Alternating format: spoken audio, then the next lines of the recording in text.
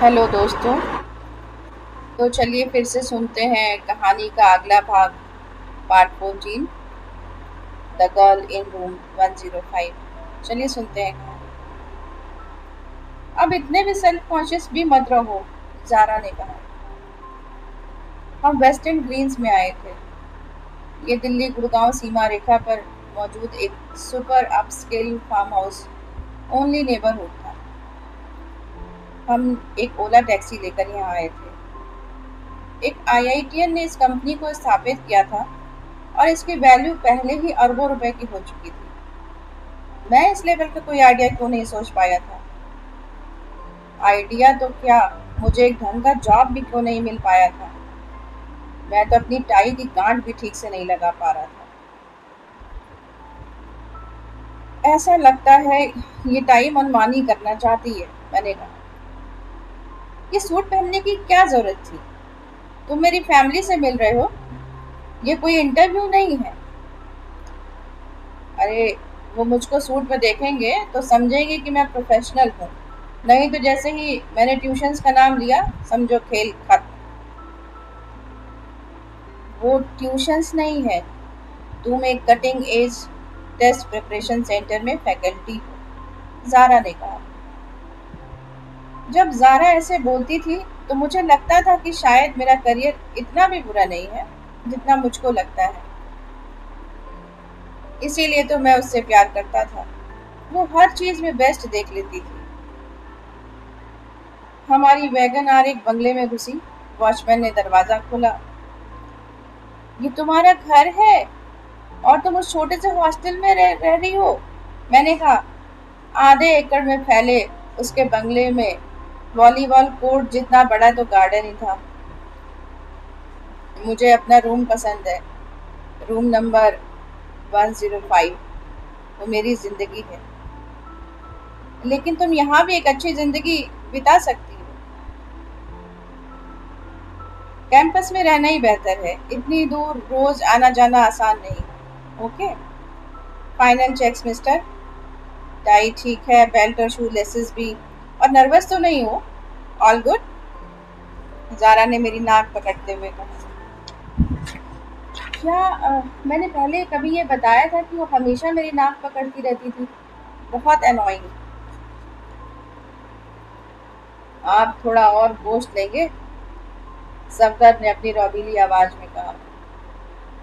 हम लंच के लिए इतनी बड़ी बड़ी कुर्सियों पर बैठे थे कि मुझे माइथोलॉजिकल टीवी सीरियल में दिखाए जाने वाले सिंहासनों की याद आ गई।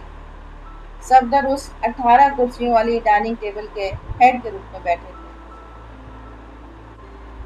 उन्होंने काला बंद गले का कोट, सोने के 2 ब्रेसलेट और बाईं कलाई पर रोलेक्स घड़ी पहनी थी। उनकी फ्रेंच कट दाढ़ी बकायदा काले रंग से डाई की गई थी।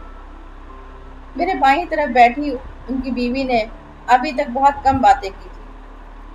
उन्होंने पिंक सिल्क सलवार कमीज पहनी थी और दुपट्टे से सिर को ढक रखा था। उनके डायमंड नेकलेस की कीमत द्वारका गुड़गांव एक्सप्रेस वे पर मौजूद किसी छोटे मोटे अपर क्रस्ट अपार्टमेंट से कम नहीं होगी। उनके बाल कुदरतन काले लग रहे थे। उनकी उम्र जारा से कोई 10 साल से ज्यादा की नहीं रही होगी। नहीं सर, मेरा पेट भर चुका है, मैंने कहा, जबकि मैंने ठीक से खाना नहीं खाया था।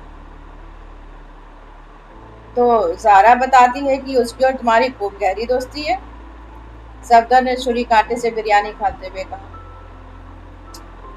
मुझसे उलट जारा ने पहले ही अपने पेरेंट्स से बात कर ली थी और उन्हें सब बता दिया था। इसलिए मैंने अपने पेरेंट्स को जैसा इलेक्ट्रिकल शॉक दिया था, उसके उलट जारा के पेरेंट्स पेरेंट्स शांत लग रहे थे। कम से कम उन्होंने अभी तक खुद को आग लगा देने की धमकी नहीं दी थी। सर, मैंने गला खंगालते हुए कहा। मुझे सर कहने की जरूरत नहीं है। मैं आपको अंकल बोल सकता हूँ या मिस्टर लोन? अंकल ठीक है। तो मुझे तुम्हारी दोस्ती के बारे में बताओ। हम एक दूसरे को लगभग 3 सालों से जानते हैं। हम कैंपस में मिले थे और हमारी बेटी ने हमें कभी बताया ही नहीं। तुम्हें क्या लगता है जैनब? जारा ने अपने दोस्त के लिए आईआईटी में पीएचडी ज्वाइन की थी।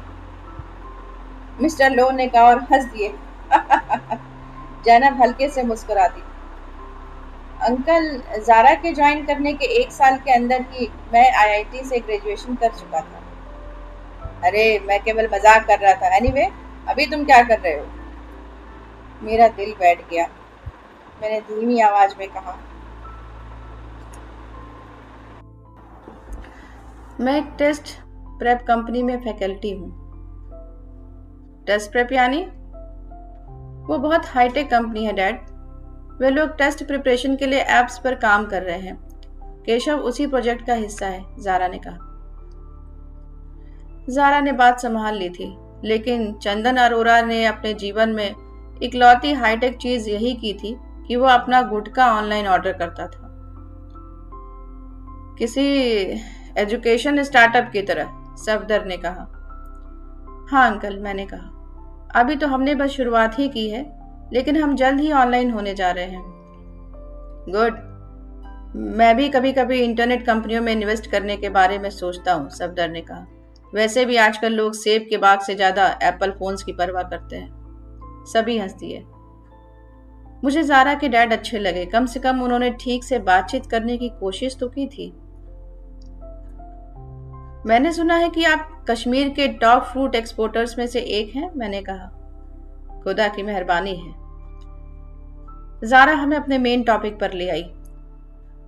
तो जैसा कि मैंने आपको बताया था, डैड केशव और मैं एक दूसरे को पसंद करते हैं। मैं देख सकता हूँ, सफदर ने कहा। हमें आपकी दुआएं चाहिए, ज़ारा ने कहा। ओह, सफदर ने कहा। जैनब, जरा आजकल के इन एप्स बनाने वाले बच्चों को देखो। वे अपने माँ बाप से कैसे सीधे सवाल करते हैं। यू नो डैड, मैं आपके साथ हमेशा फ्रैंक रही हूँ। सफदर हंस दिए। Of course. तो अब हमें क्या करना चाहिए? इनके माता पिता से मिल लिया जाए? नहीं, मैंने जोर से कहा। क्या? ज़ारा ने हैरत से मेरी तरफ देखा। सॉरी ज़ारा, मुझे तुम्हें बता देना चाहिए था, लेकिन अंकल, मेरे पेरेंट्स इस रिश्ते के पक्ष में नहीं है। शायद आप समझ सकते हैं क्यों। ये कब हुआ? ज़ारा ने कहा। लेकिन मैं उसके पिता की तरफ ही देखता रहा। अंकल, मैं आपकी बेटी से बहुत प्यार करता हूँ। मैं उसकी खुशी के लिए कुछ भी कर सकता हूँ। प्लीज हमें दुआएं दीजिए। मेरे पेरेंट्स ऐसा नहीं करेंगे, लेकिन हम चाहते हैं कि कम से कम एक साइड तो हमारे साथ हो। लेकिन केशव, ज़ारा ने कहा और फिर चुप हो गई। सफदर ने गहरी सांस छोड़ी। वेल, पेरेंट्स बहुत जरूरी होते हैं। दरअसल जब ज़ारा ने तुम्हारा नाम लिया था तो मैं भी बहुत खुश नहीं था। क्योंकि मैं हिंदू हूँ? हाँ, अलबत्ता मैं इतने पुराने ख्यालात का भी आदमी नहीं हूँ। मैंने राहत की सांस ली। शुक्रिया अंकल। उन्होंने सिर हिला दिया। हाँ, सो एनीवे, हम कोई ना कोई रास्ता निकाल ही लेंगे। लंच के बाद हम गार्डन में चले गए। ज़ारा के पिता और मैं एक झूले पर बैठे थे। ज़ारा ने अपने जर्मन शेफर्ड डॉग रूबी के साथ खेल रही थी, जो ज़ारा के पीछे दौड़ने के बजाय धूप में सुस्ताना ज्यादा चाह रहा था। जैनब एक झपकी लेने चली गई थी। ज़ारा हांफती हुई आई और हमारे साथ झूले पर बैठ गई। सफदर ने मुझसे कहा, तो बताओ बताओ मुझे कि तुम्हारे पेरेंट्स के साथ क्या सिचुएशन है। हाँ, ये तो मैं भी जानना चाहती हूँ केशव, ज़ारा ने कहा। मैंने उन्हें अपने माता पिता के एंटी मुस्लिम कमेंट्स हटाकर अलवर में जो कुछ हुआ वो सब बता दिया। ओह, तो इसलिए हमें अलवर से आनन फानन में आना पड़ा था, ज़ारा ने कहा। तुम अलवर गई थी? सफदर ने कहा।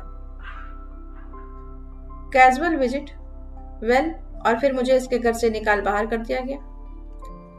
ऐसा कुछ नहीं हुआ था, मैंने कहा। मैं अपने पेरेंट्स के खिलाफ गलत बातें सुनना कठिन होता है, फिर चाहे वे आपके खिलाफ ही क्यों ना हो। तो वो लोग मुस्लिमों से नफरत करते हैं? सफदर हंस पड़े। मैंने उनकी तरफ हैरानी से देखा। नहीं, उनके तो कुछ मुस्लिम दोस्त भी हैं, लेकिन अपने इकलौते बेटे की शादी एक मुस्लिम लड़की से करना ये उनके लिए जरूरत से ज्यादा है। अगर आप किसी इंसान के ख्यालात जानना चाहते हैं तो यह पूछ कर देख लीजिए कि वे अपने बच्चों की शादी किस कम्युनिटी में करेंगे और किस में नहीं करेंगे, सफदर ने मुस्कुराते हुए कहा। वो अच्छे लोग हैं, मेरा यकीन कीजिए, वो बस डरे हुए हैं। वो मुझे प्यार करते हैं, देर सवेर वो मान जाएंगे, बस अभी उनके लिए थोड़ा मुश्किल है। तो तुम क्या करना चाहोगे? जारा ने कहा। हम शादी कर लेते हैं, फिर उन्हें कन्विंस कर लेंगे, तब उनके पास कोई और चारा नहीं रह जाएगा, मैंने कहा। तुम चाहते हो कि तुम्हारे पेरेंट्स से मिले बिना जारा की शादी तुमसे कर दूं? सफदर ने कहा। आप चाहें तो उनसे मिल सकते हैं, लेकिन इससे नुकसान ही होगा। सफदर पीछे खिसक कर बैठ गए। अगर मेरी मानो तो तुम लोगों को अलग हो जाना चाहिए, सफदर ने कहा। हम अलग नहीं हो सकते, मैंने और जारा ने एक साथ कहा। सफदर ने हम दोनों की ओर देखा। प्लीज अंकल, हमारी मदद कीजिए अंकल, मैंने कहा। वे उठ खड़े हुए और झूले के इर्द गिर्द चहलकदमी करने लगे। कुछ कहिए डैड, जारा ने कहा। तब हम अपने रीति रिवाजों से यह करेंगे, निकाह करना होगा। जो भी हो, मैंने कहा। हम तुम्हें निकाह के दौरान या उसके पहले भी एक सेरेमनी में शहादा दे सकते हैं। शहादा? मैंने कहा। मैंने इससे पहले यह शब्द कभी नहीं सुना था। सफदर जारा की ओर मुड़े। तुम्हारे दोस्त को इतना भी नहीं पता और इसके बावजूद वो एक मुस्लिम लड़की से प्यार कर रहा है? डैड, इस शहादा की क्या जरूरत है? मुझे नहीं लगता हमें यकीनन इसकी जरूरत है, सफदर ने कहा, क्योंकि इसके पेरेंट्स तो इसे छोड़ देंगे। तब हमें अपनी तरफ से चीजें ठीक से करनी पड़ेंगी। लेकिन शहादा होता क्या है? एक कसम, सफदर ने कहा। डैड प्लीज, ये सब बहुत घिसा पिटा है। घिसा पिटा? सफदर की नाक तन गई। तुम्हारी हिम्मत कैसे हुई ऐसा बोलने की? तुम में कोई तमीज लिहाज बचा है या सब भूल गई? जारा ने कंधे उचकाए और रूबी के साथ घास पर जाकर बैठ गई। सॉरी अंकल, मुझे किसी रिवाज से कोई दिक्कत नहीं है, बस मुझे पता नहीं था कि यह क्या है, मैंने कहा। ये लड़की पागल हो चुकी है, सफदर ने कहा, बिना किसी वजह के एक्स्ट्रा मॉडर्न बनने चली है। लेकिन ये कैसी कसम है अंकल? इट्स सिंपल, बस 2 लाइनें। उन्होंने अपनी हथेलियां उठाई और अरबी में कहा, ला इलाहा इल्लल्लाह मुहम्मद रसूल अल्लाह। अल्लाह के सिवा कोई और ईश्वर नहीं, मोहम्मद ही उसके पैगंबर हैं। इसके बाद तुम हमारे मजहब का हिस्सा बन जाओगे। मजहब का हिस्सा? निकाह तभी हो सकता है जब दूल्हा और दुल्हन दोनों मुस्लिम हों। तुम्हें धर्म बदलना होगा, सफदर ने कहा। हो सकता है ऐसा झूला झूलने की वजह से हो, लेकिन मुझे लगा कि मेरे पैरों तले धरती घूम रही है। तुम चाय लेना पसंद करोगे? हमारे पास शानदार कश्मीरी कहवा है, सफदर ने कहा, जैसे कि धर्म बदलने के साथ कहवा मुफ्त मिलता। यकीन मानो, मैंने भी नहीं सोचा था कि ऐसा होगा, जारा ने मेरे चेहरे को अपने हाथों में लेते हुए कहा। मैंने उसके हाथों को अपने हाथों में ले लिया और उसकी कलाइयां चूम ली। मैं धर्म नहीं बदल सकता जारा, प्लीज समझने की कोशिश करो। मैं तुम्हारे धर्म से भी प्यार करता हूं, लेकिन मैं कन्वर्ट नहीं हो सकता। मेरे माता पिता मर जाएंगे। तो फिर मत करो। फिर हम शादी कैसे करेंगे? स्पेशल मैरिज एक्ट के तहत। भारत का संविधान इसकी इजाजत देता है। 2 अलग अलग धर्मों के लोग कोर्ट में जाकर शादी कर सकते हैं। धर्म और जाति का कोई ड्रामा नहीं, होना भी नहीं चाहिए। तो हम कोर्ट मैरिज करेंगे? हाँ, अगर तुम कन्वर्ट नहीं हो सकते हो तो। तब तो तुम्हारे पेरेंट्स भी इसके पक्ष में नहीं होंगे।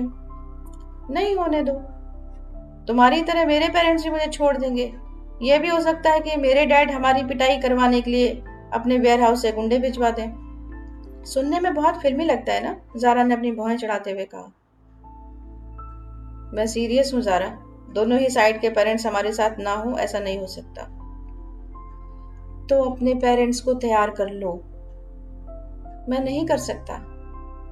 तो कन्वर्ट हो जाओ। यह भी नहीं कर सकता। तो हमें अपने प्यार की खातिर अपने पेरेंट्स को छोड़ना होगा। ज़ारा, तुम जानती हो तुम क्या कह रही हो? नहीं। ज़ारा ने अपने आप को मेरी बाहों से छुड़ा लिया।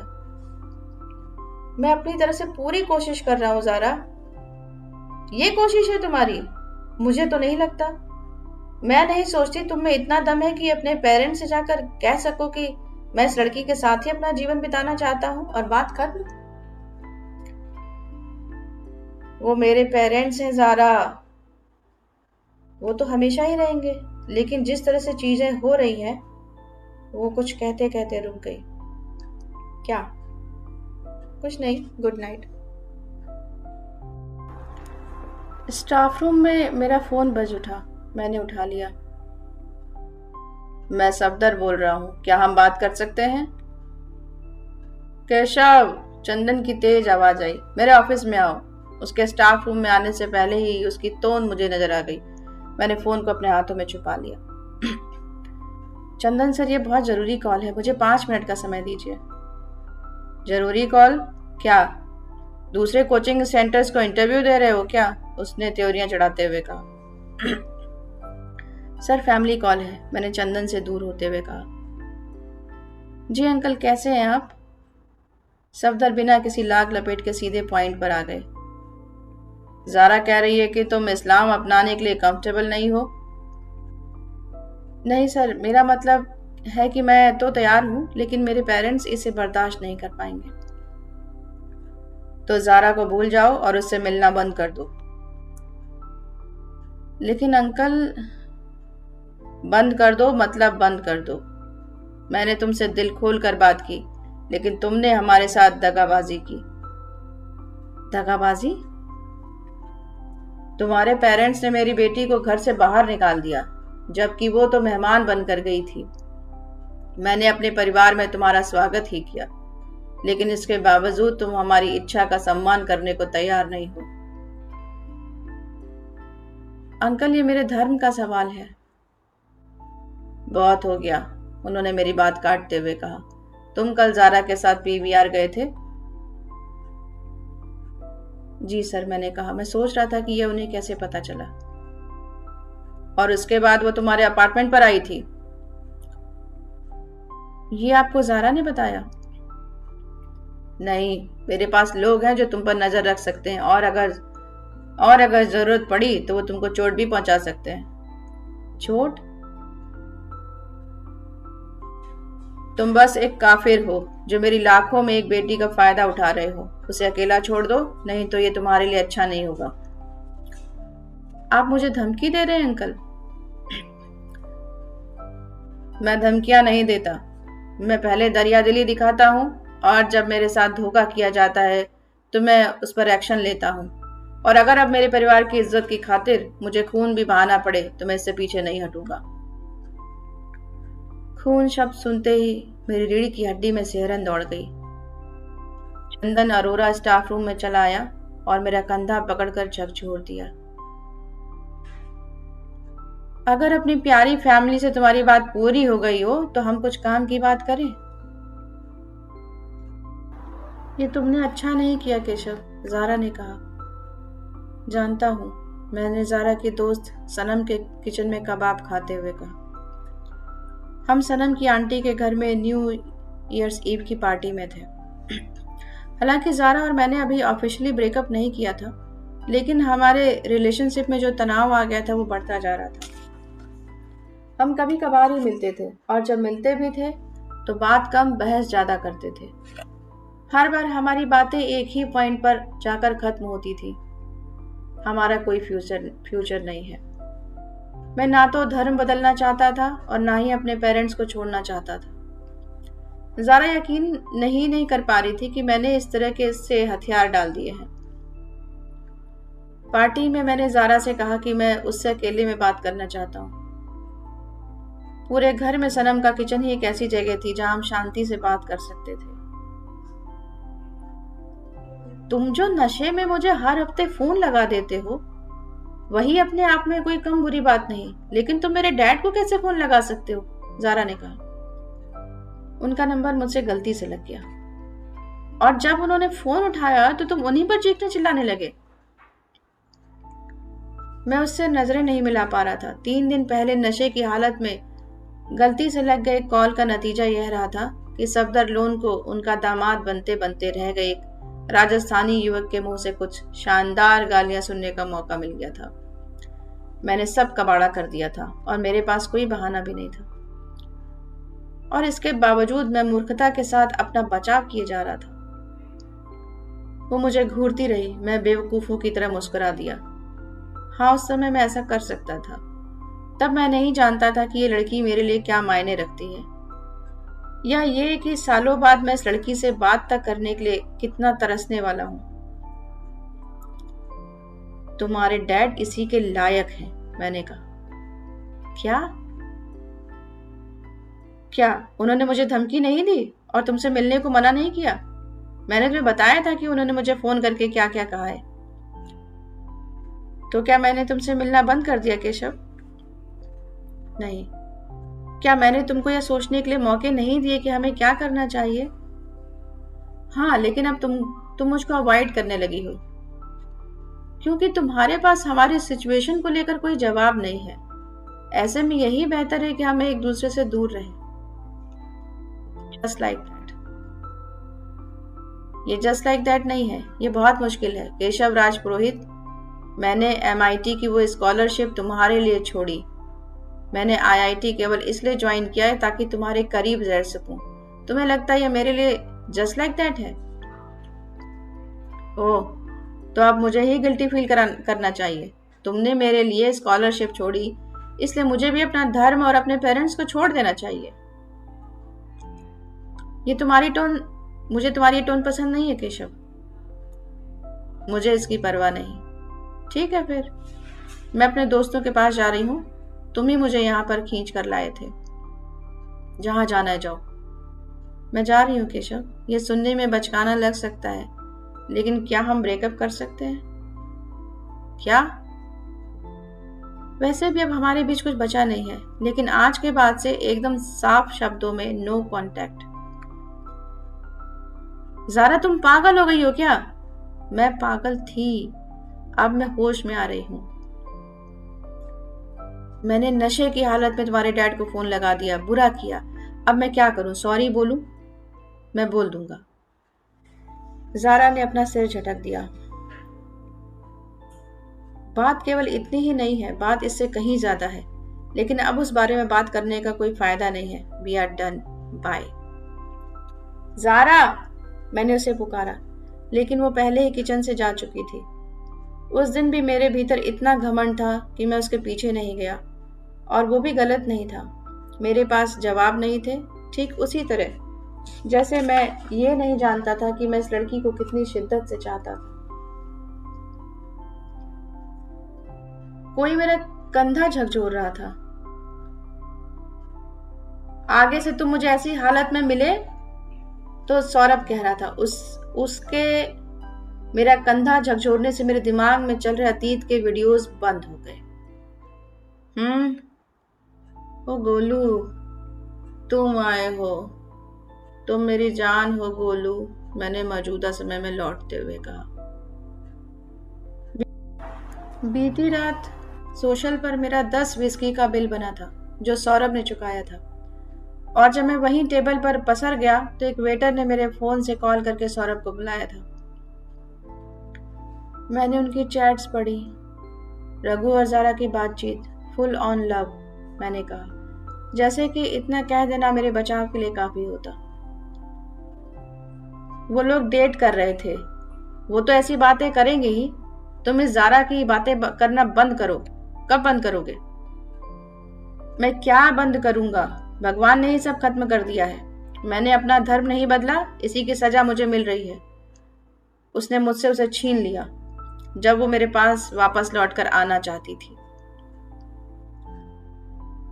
मेरा गला फिर से भर आया। सौरभ ने यह ताड़ लिया और कहा, बहुत हो गया, अभी जाकर एक शावर लो, क्लास में जाकर पढ़ाओ और इस सब से बाहर आओ। सौरभ ने सख्त आवाज में कहा। तुम्हें पता है प्रोफेसर सक्सेना ने जारा को इस्तेमाल करने की कोशिश की थी। तुम्हारा आईआईटी डीन? हाँ, जारा का गाइड। मेरे पास एक ईमेल है जिसमें जारा बता रही है कि उसने क्या क्या किया। मुझे एक बार उस बास्टर्ड से मिलना है, मैंने कहा। मैं उठ खड़ा हुआ और बाथरूम की ओर चल दिया। अभी किसी से मिलने की जरूरत नहीं है, सौरभ ने पीछे से चिल्लाते हुए कहा। अपने काम पर ध्यान दो। मैं अपना काम खत्म करके ही जो करना है वो करूंगा। गोलू रिलैक्स, मैंने अपने चेहरे पर पानी छिड़कते हुए कहा। दोस्तों, उम्मीद है आप सबको कहानी पसंद आ रही होगी, और पसंद आ रही तो प्लीज़ लाइक कीजिए, शेयर कीजिए, सब्सक्राइब कीजिए and press the bell icon, जिससे कि आपको अगले पार्ट के नोटिफिकेशन मिलते रहें। और सुनते रहिए कहानी, बने रहिए हमारे साथ story time with Aarti. Thank you so much.